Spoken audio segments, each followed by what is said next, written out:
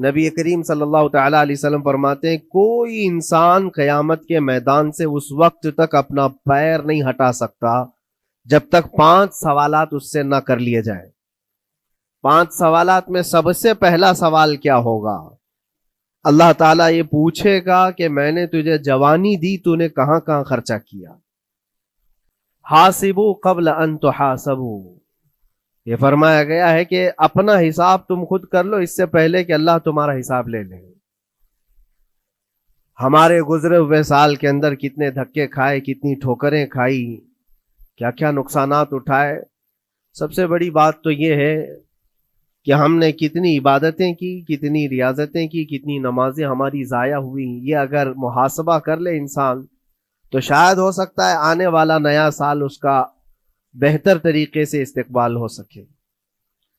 لیکن اگر صرف جشن کی تیاریاں کرتا ہے اور ہر نئے سال میں وہ اسی طرح کے دھوم دھڑاکوں سے داخل ہوتا ہے تو گزرے ہوئے سالوں کی غلطیاں اسے کبھی یاد نہیں آتی۔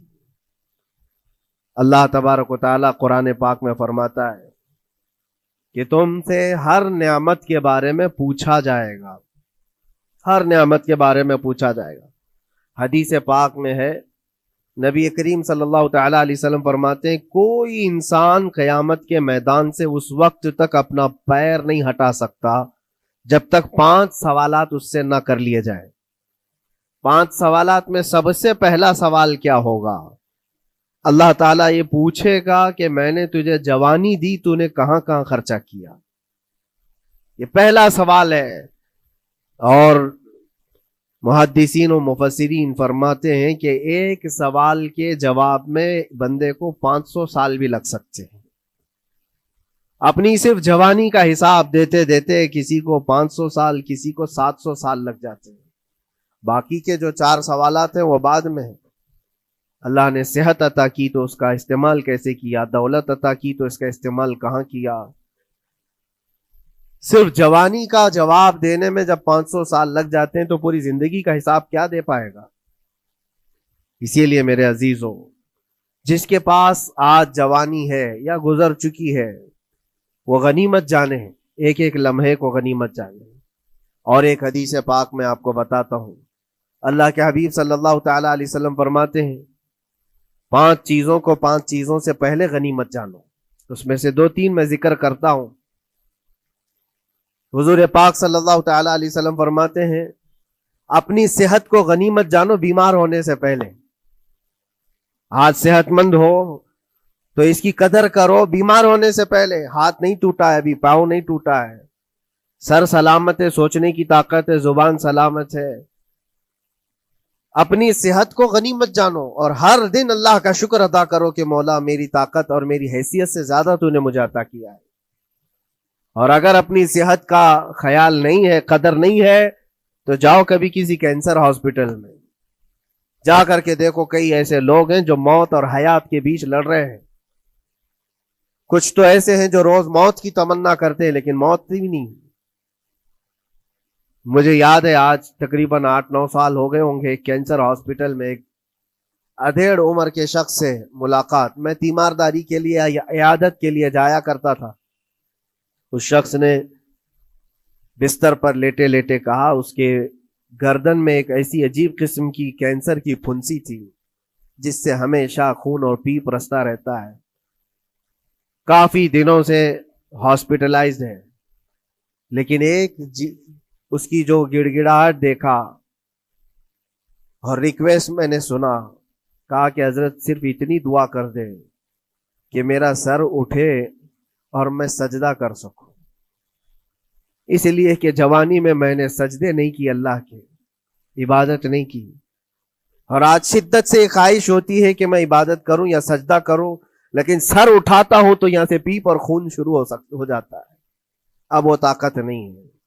اس دن میرے دل پہ یہ بات لگی، کیا سچ فرمایا میرے آقا صلی اللہ علیہ وسلم نے، اپنی صحت کو غنیمت جانو بیمار ہونے سے پہلے، کہیں ایسا وقت نہ آئے کہ تم سجدہ کرنا چاہو لیکن تمہارا سر اٹھانے کے قابل بھی نہ رہے، تمہارے پاس وہ طبیعت بھی نہ رہے۔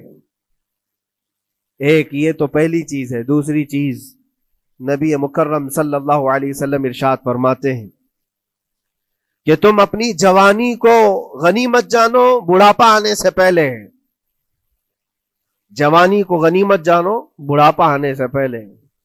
آپ کو پتا نہیں بڑھاپا کیا ہوتا ہے؟ بڑھاپے میں صرف خواہشیں رہ جاتی ہیں, کرنے کی تمنا رہ جاتی ہے لیکن طاقت نہیں رہتی. بڑھاپے کے اندر اعضاء ڈھیلے ہو جاتے ہیں, نہ وہ صحیح ڈھنگ سے پوری عبادت کرنے کے قابل رہ جاتا ہے, بلکہ وہ سوچتا رہ جاتا ہے کہ کاش میں اپنی جوانی میں اتنی نمازیں پڑھ لیا ہوتا, اتنی تسبیح پڑھ لیا ہوتا, لیکن کر نہیں پاتا. اسی لیے اللہ کے نبی صلی اللہ علیہ وسلم نے فرمایا بڑھاپا آنے سے پہلے اپنی جوانی کی قدر کر لو. اور اتنی تیزی سے یہ جوانی جاتی ہے پتہ بھی نہیں چلتا, بہت تیزی سے گزر جاتی ہے. جوانی ایسا شباب ہے کہ یہ بجلی کی طرح بھاگتی چلی جاتی ہے, کیونکہ جوان ہوتے ہی آدمی کے اوپر ایسی ذمہ داریاں آئیں. اس کو شادی کا خیال آیا, شادی کیا, بچوں کا خیال آیا, بچے ہوئے, پالنے کی بات, گھر بنانے کی فکر, بزنس کی فکر, جاب کی فکر, ان تمام چیزوں میں اتنا گھرا رہا کہ جوانی نکل گئی, بال سفید ہو گئے, پتہ ہی نہیں چلا, بڑھاپا آ گیا. اور اس کے بعد بڑھاپے میں اس کو احتساب کرنے کا موقع ملے تو سوچتا ہے کہ میرے پاس جوانی کے اتنے سال تھے, کاش میں عبادت کیا ہوتا یا کچھ کر لیا ہوتا. لیکن ایک بات یاد رکھو, گیا وقت پھر ہاتھ آتا نہیں, سدا دور دورہ دکھاتا نہیں. سب سے قیمتی چیز دنیا کی یہ وقت ہے جو گزر جاتا ہے. آج کا جمعہ پھر ہم صدیوں بعد بھی یا جتنی بھی زندگی ہو یہ دوبارہ نہیں لے سکتے, یہ واپس نہیں آئے گا ہماری زندگی میں. 2024 کا یہ آخری جمعہ ہے, پوری دنیا سر پٹک لے دوبارہ یہ جمعہ واپس نہیں لا سکتی گزر جانے کے بعد. یہ نظام کائنات ہے, وقت گزر رہا ہے. الوقت کالسیف, یہ وقت تلوار کی طرح ہے, اس کو تم کاٹ دو ورنہ یہ تمہیں کاٹے گا. تیسری چیز رسول پاک صلی اللہ تعالی علیہ وسلم ارشاد فرماتے ہیں, دو چیزیں میں نے بتایا.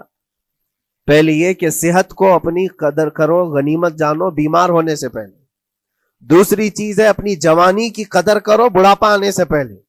اور تیسری سب سے امپورٹنٹ ہے, اللہ کے نبی نے فرمایا زندگی کو غنیمت جانو موت آنے سے پہلے. پہلے والی دو چیزوں میں تو تمہارے پاس موقع تو ہے. صحت چلی گئی, بیمار ہے, لیکن بیماری میں بھی توبہ کر رہا ہے, اللہ اللہ کر رہا ہے, چلو ٹھیک ہے. جوانی چلی گئی لیکن بڑھاپا ہے, بڑھاپا میں تو اللہ اللہ کر رہا ہے, عبادت کر رہا ہے. یہ دونوں میں تو موقع ہے, لیکن زندگی ختم ہو گئی, موت آ گئی, تب پھر کیا ہے؟ موت کے بعد پھر کوئی عمل نہیں, موت کے بعد کوئی عمل نہیں. حضرت سفیان ثوری رضی اللہ تعالیٰ عنہ کی وہ بات مجھے یاد آتی ہے. ایک جنازہ جا رہا تھا اور اس جنازے کے پیچھے ایک 8 سال کی بچی روتی ہوئی جا رہی تھی. اس کے باپ کا جنازہ تھا, بہت رو رہی تھی, بہت گڑ گڑا رہی تھی. کیا جملہ کہہ رہی تھی؟ کہتی تھی کہ ہمارے گھر پر, ہم پر جو آج مصیبت آئی ہے اس سے بڑی مصیبت کبھی آئی نہیں, بہت بڑا صدمہ ہے, بہت بڑی مصیبت ہے. تو حضرت سفیان ثوری نے اس بچی سے کہا بیٹا تمہارے اوپر جو مصیبت آئی, تمہارے گھر پر جو آئی, وہ کل کو ٹھیک ہو جائے گی, تم پھر معمول پر آ جاؤ گے. بلکہ بات یہ ہے تمہارے باپ پر جو آئی ہے وہ سب سے بڑی ہے, وہ موت ہے, وہ سب سے بڑی ہے, کیونکہ وہ پلٹ کر کے آنے والا نہیں ہے. جنازے کو دفن کر دیا گیا. دوسرے دن قبرستان میں حضرت سفیان ثوری کہتے ہیں اسی قبر کے پاس میں اس بچی کو روتے ہوئے دیکھا. بچی کو باپ سے بڑا لگاؤ رہا ہوگا, قبر کے پاس بیٹھ کر کے رو رہی تھی, یوں کہہ رہی تھی ابا آپ بیمار تھے, میں دوائی لا دیتی تھی, آپ سونے کے لیے جاتے میں بستر جھاڑ دیتی تھی اور بچھونے بچھا دیتی, آپ کو اڑا دیتی چادر, اور آپ کو کھانا میں لا کر پروس دیتی. کل کی رات کیسی گزری؟ کیا کسی نے دوائی پوچھی آپ کو؟ کیا کسی نے کھانا پوچھا آپ کو؟ کیا کسی نے بستر جھاڑ کر دیا اور کسی نے آپ کو اوڑھنا اڑایا؟ وہ روتی ہوئی اپنے باپ سے, مرحوم باپ سے باتیں کہی جا رہی تھی.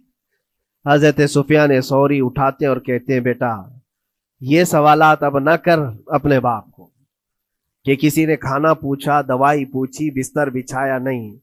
اب یہ پوچھ اپنے باپ سے کل ہم نے جو آپ کو صحیح سلامت دفن کیا, چہرہ ابھی تک سلامت ہے یا نہیں؟ ابھی تک پیٹ سلامت ہے یا نہیں کہ پھاڑ دیا گیا؟ کفن ابھی تک باقی ہے یا چھین لیا گیا ہے؟ یہ پوچھ اپنے باپ سے کہ کل ہم نے جب دفنایا تھا تو خوشبوؤں میں دفنایا تھا. پوچھ اپنے باپ سے کہیں کیڑے تو نہیں چڑھ گئے آج؟ کیونکہ یہ ہونے والا ہے اب قبر کی زندگی میں. عزیزان گرامی وقار، اسی لیے حضرت مولا علی کرم اللہ وجہہ الکریم جب قبرستان جاتے سلام کرتے قبر والوں کو، اور اس کے بعد ایک ایک گھنٹہ کھڑے ہو کر روتے تھے. حضرت سعید ابن مسیب کہتے ہیں میں مولا علی کرم اللہ وجہہ الکریم سے پوچھا آپ قبر والوں کے پاس کھڑے ہو کر کیوں رو رہے ہیں؟ حضرت علی فرماتے میں نے ان سے پوچھا کیا حال ہے تمہارا اے قبر والوں؟ انہوں نے جو جواب دیا سعید اگر تم بھی سنتے تو روتے. کہا کیا جواب دیتے ہیں قبروں والے؟ مولا علی کرم اللہ وجہہ الکریم فرماتے ہیں وہ مجھے جواب دے رہے ہیں کہ علی ہمارے گھر والوں نے تو ہمیں صحیح سلامت دفنایا تھا، ہمارے چہروں پر مسلسل آج دن اور رات بچھو چھوڑ دیے گئے، ہمارے چہروں پر آج اور ہماری ناک پر بچھو ڈنک مارتے ہیں، ہمارے بالوں میں جس کو ہم آئینے کے سامنے کھڑے ہو کر گھنٹوں سجایا کرتے تھے پیپ بھر دیے گئے ہیں، اور ہمارے چہرے کی چمڑیاں جھلس گئی. یہ سارے جوابات میرے عزیزوں قبروں والوں کے ہیں. اس منزل تک ہر ایک کو پہنچنا ہے، اسی لیے سال گزرنے سے پہلے اپنی زندگی کا احتساب کرو. اللہ رب العزت نے ابھی بھی ہمیں موقع عطا کیا ہے، ابھی تمہاری زندگی ختم نہیں ہوئی، سانس لے رہے ہو، توبہ کر لو، دعائیں کرو کہ مولا کریم ہمارے لیے نیا سال خیر و برکت والا بنا، گناہوں سے بچنے والا بنا. کچھ لوگوں کی حالت یہ ہے کہ گناہوں پہ گناہ جب ہو جاتے ہیں تو نا امیدی کے شکار ہوتے ہیں. اب کیا ہونے والا ہے، میں تو بہت پاپی ہوں، بہت خطا کار ہوں، مجھ سے تو بڑے بڑے گناہ ہو گئے، اب میں کیا کر سکتا ہوں؟ نا امیدی کفر ہے میرے عزیز. آپ کو بتاؤں رسول پاک صلی اللہ تعالی علیہ وسلم ایک مرتبہ صحابہ سے فرماتے ہیں تمہیں پتا ہے اللہ رب العزت کا کرم اور اس کا رحم کیسا ہے؟ مسکرانے لگے. صحابہ نے پوچھا آپ کیوں مسکرا رہے ہیں؟ کہا اللہ تبارک و تعالی فرماتا ہے کہ صحرا میں چلنے والا ایک آدمی، غور سے سنیے گا، صحرا ڈیزرٹ، صرف ریت کا میدان، کہیں کوئی جھاڑ نہیں، کوئی عمارت نہیں، کوئی چھاؤں لینے کی جگہ نہیں. کوئی ایک بندہ اپنی اونٹنی پر ساز و سامان رکھ کر کے چل رہا تھا. صحرا کا سب سے بڑا پرابلم یہ ہوتا ہے کہ راستہ معلوم نہیں ہوتا، ہر طرف تو سیدھا ہی راستہ دکھتا ہے، ڈائریکشن پتہ ہی نہیں ہوتا، چاروں طرف سے آسمان ملا ہوا دکھتا ہے، جیسے سمندر ہے ویسے صحرا ہے. کبھی اگر آپ نے سفر کیا ہو، ہم نے مصر میں دیکھا ہے 200-250 کلومیٹر تک گاڑی چلتی ہے، ایک درخت بھی نہیں آتا، ایک عمارت بھی نہیں آتی. صحرا میں راستے بھول جاتے ہیں لوگ. پہلے کے دور میں تو کوئی نیویگیشن بھی نہیں تھا. تو کوئی بندہ ایسے جو اونٹنی پر ساز و سامان رکھ کر کے سفر کر رہا ہے اور ایک جگہ تھک کر کے سو گیا صحرا میں. سنیے یہ مثال فرما رہے میرے آقا صلی اللہ علیہ وسلم. تھک کر کے سو گیا اور جیسے اس کی نیند کھلی تو دیکھا اونٹنی ساز و سامان کے ساتھ غائب ہے، کچھ بھی نہیں ہے اس کے پاس. کھانے پینے کی جو چیزیں تھی، ساز و سامان تھا، سب اونٹنی کے ساتھ غائب ہو گیا. اب وہ بیچ صحرا میں اتنا حیران و پریشان، اٹھ کر کے تلاشنے لگا. اب اس کو نہ راستہ دکھائی دے، نہ اپنی اونٹنی دکھائی دے. شدت پیاس کی وجہ سے اب وہ جگہ جگہ پانی تلاش کر رہا ہے، پانی بھی نہیں ملتا صحرا میں. موج سراب جس کو کہتے ہیں نا، موج سراب کیا ہے؟ ریت چمکتی ہے سورج کی دھوپ سے اور انسان کو ایسا لگتا ہے ادھر پانی ہے، اور وہاں تک پہنچتا ہے تو پانی نہیں ہوتا، ریت ہوتی ہے. وہ اسی پانی کو تلاش کرتے کرتے صحرا میں مر جاتا ہے. صحرا میں بہت لوگوں کی موتیں ہوتی ہیں، پہلے بہت لوگ مر جاتے تھے جو راستہ بھٹکتے تھے.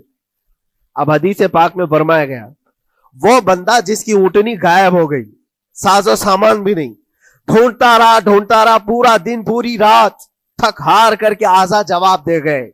اب نہ پانی ملتا ہے، نہ کھانا ملتا ہے، نہ اپنی سواری ملتی ہے. ایک جگہ آ کر بیٹھ گیا، اپنی آخری سانسیں گن رہا تھا کیونکہ اب آزا جواب دے گئے تھے. سخت شدت کی دھوپ، صحرا کی تپتی ہوئی زمین اور بھوک و پیاس کی تکلیف الگ. جیسی ہی وہ لیٹا, اس کی آنکھ لگ گئی, اس کو لگا اب یہ میری آخری سانسیں ہیں, اب مرنے کا وقت قریب آ گیا ہے. پھر اس کی آنکھ کھلتی ہے.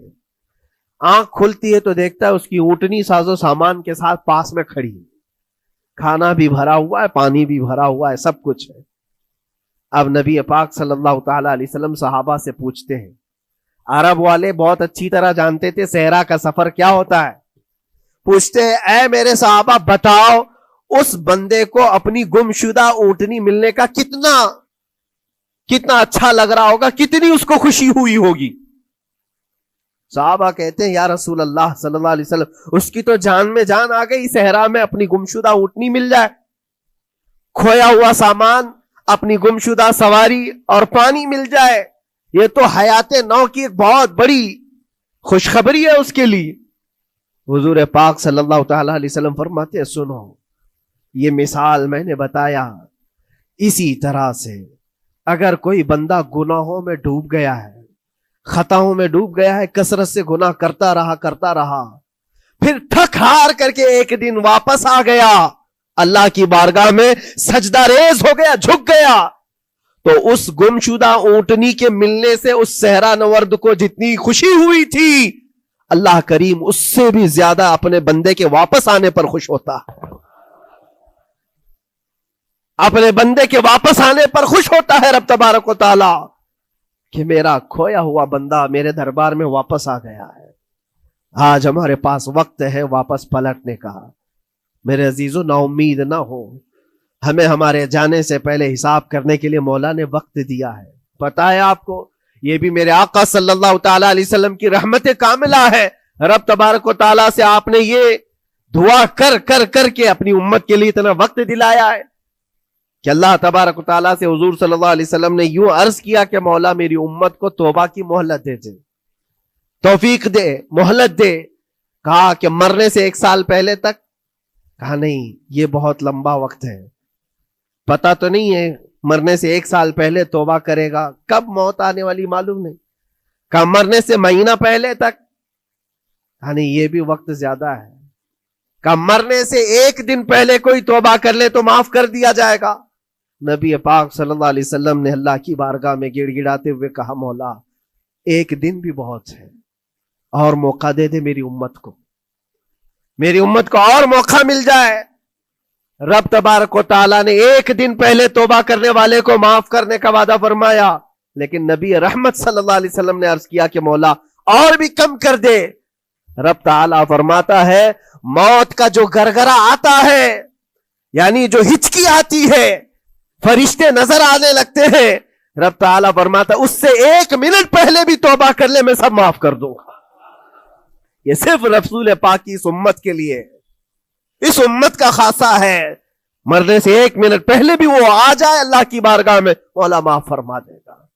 عزیزان کرام وقار, اسی لیے میں عرض کرتا ہوں کہ وقت تمہارے ہاتھ سے نکلنے سے پہلے تم آ جاؤ اور اسی دربار میں آؤ جہاں بیٹھنے والا صدیق اکبر بنا, جس کے قدموں میں بیٹھ کر فاروق اعظم بنا, جس کی چھاؤں میں چلنے والا عثمان ذو النورین بنا, اور جس کا لعاب پاک پی کر کے حیدر کرار بنا. اس دربار میں آ جاؤ, کامیابی ہماری وہیں رکھی ہے. اللہ کریم ہمارا یہ گزرا ہوا سال, اس میں جتنے ہماری غلطیاں, کوتاہیاں, کمیاں, بیشیاں, گناہ ہوئے ہیں مولا اپنے فضل و کرم سے معاف فرما دے, اور آنے والے نئے سال کو ہمارے لیے خیر و برکت والا, ایمان و استقامت والا سال بنا دے. اسلام و سنیت کا بول بالا فرما, کفر و شرک کا منہ کالا فرما, گستاخان رسول کو تباہ و برباد فرما, شاتمان رسول پر تو عذاب علیم نازل فرما. اے رب کریم, اے احسن الخالقین مولا, ہم سب کو مرنے سے پہلے سچی توبہ کی توفیق نصیب فرما.